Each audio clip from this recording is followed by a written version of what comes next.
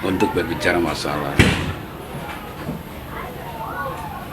perjalanan dari pelaksanaan sholat Idul Adha, itu kita kembali kepada masa di mana Nabi Ibrahim AS dengan putranya Nabi Ismail AS mendapat isyarat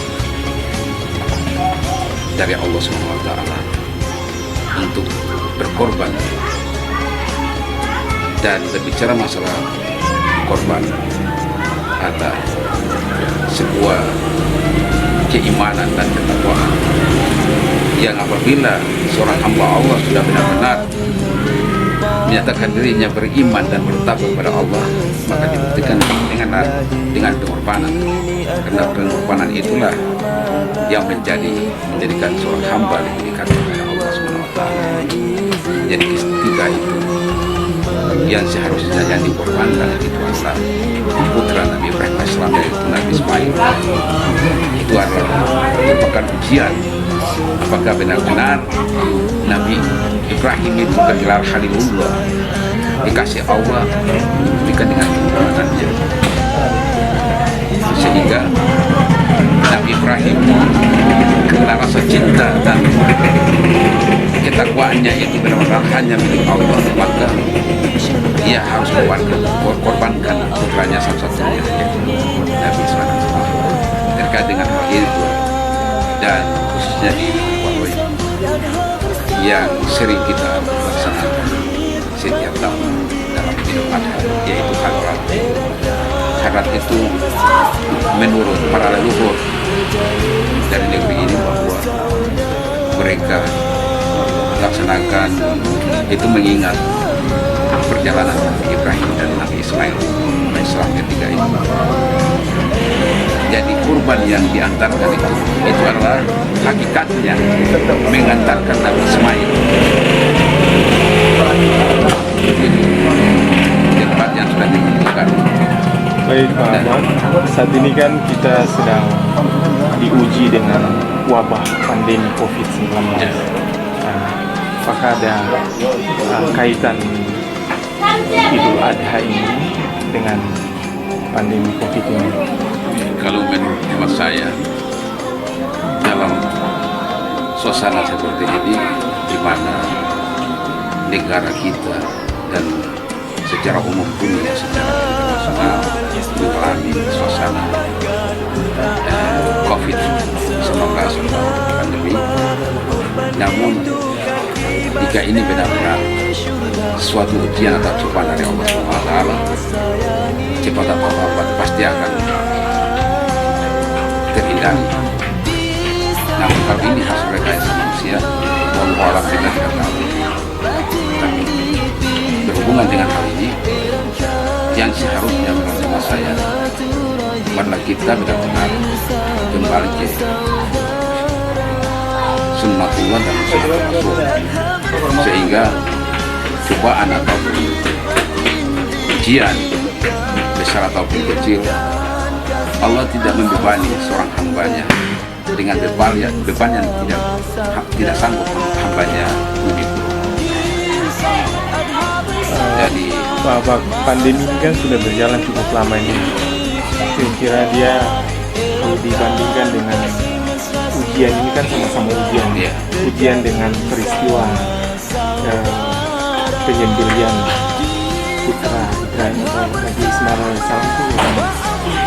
Jadi kalau kita mau kaitkan pengorbanan dengan wabah corona saat ini, seharusnya kita selaku umat Islam harus benar-benar meyakini bahwa pengorbanan itu adalah sebuah pendekatan kepada Allah Subhanahu wa taala. Dengan demikian kita memohon kepada Allah Subhanahu wa taala sehingga wabah atau pandemi ini bisa segera diatasi atau dicabut oleh Allah Subhanahu wa taala.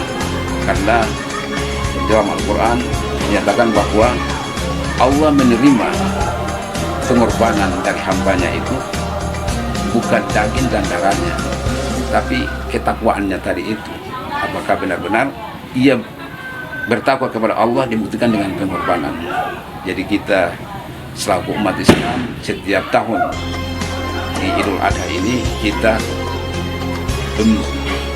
memberikan sesuatu korban, itu dengan keikhlasan, dasarnya itu dengan keikhlasan dan keimanan kepada Allah SWT, dengan harapan semoga cobaan atau ujian ini segera Allah cabut dan kita bisa hidup sebagaimana hari-hari kemarin. Berarti bisa dibilang pandemi COVID ini belum seberapa ujiannya kalau dibandingkan dengan peristiwa. Ya, betul sekali. Oh, baik. Terakhir, Pak, semua negeri-negeri di Maluku ini kan melakukan atau melaksanakan prosesi antar kurban dan sebagainya. Kira-kira kalau negeri Hualoi sendiri ini punya sesuatu yang berbeda, tidak ada keunikan tersendiri gitu dalam pelaksanaan. Bicara masalah hal itu, saya rasa setiap negeri adat Islam di Maluku khususnya itu berbeda, tapi tujuannya sama. Tapi di Hualoi sendiri punya keunikannya itu dengan mengantarkan kurban yang pertama, kurban yang dikurbankan secara umum dari masyarakat negeri Hualoi. Itu bukannya kurban itu dari tukang besar, membandingkannya di tempat pembandian yang biasa sudah dilakukan sejak dari dahulu, dan kemudian diantarkan ke rumah raja atau sultan. Dan saat untuk hadrat atau mengantar kurban bersama itu para